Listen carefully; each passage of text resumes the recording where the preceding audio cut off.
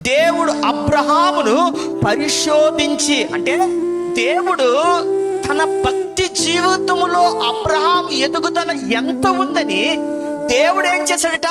పరిశోధించాడు. పరిశోధన ఎలా తెలుసా? గారాబంగా పెంచుకున్న కుమారుణ్ణి దేవుడు ఏం చేశాడు? నువ్వు బలిచ్చా. ఈ రోజు సంగమా, ఈ 2025లో దేవుడు అంటున్న మాట, ఆశీర్వదించడం ఆయన చేతిలో గుప్తంగా ఉంది. ఆశీర్వాదకరమైన దీవుళ్ళు నీకు ఇవ్వడం అది పెద్ద కష్టమే కాదు. టీవీలు చూసినంత మాత్రానికి మనకు ఆశీర్వాదం రావు. తెలిసిన గొప్ప గొప్ప సేవకుల వైపు తిరిగినంత మాత్రాన్ని మనకు ఆశీర్వాదం రావు. పబ్లిక్ స్పీకర్లు చెయ్యలు మన మీద నెత్తి మీద పడినంత మాత్రాన మనకు ఆశీర్వాదం రాదు. లేకపోతే తెలిసిన వారికి ఫోన్ చేసి కన్నీరు కార్చి మా కొరకు ప్రార్థన చేయండి చెప్పినంత మాత్రాన మనకు ఆశీర్వాదం లేదు.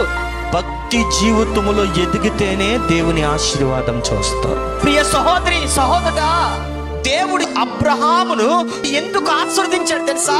ఆయన ఎదుగుదల ఎలాగో తెలుసా? దేవుడి కంటే నా కొడుకు ఎక్కువ కాదనుకున్నాడు అంతే. అది ఎదుగుదల.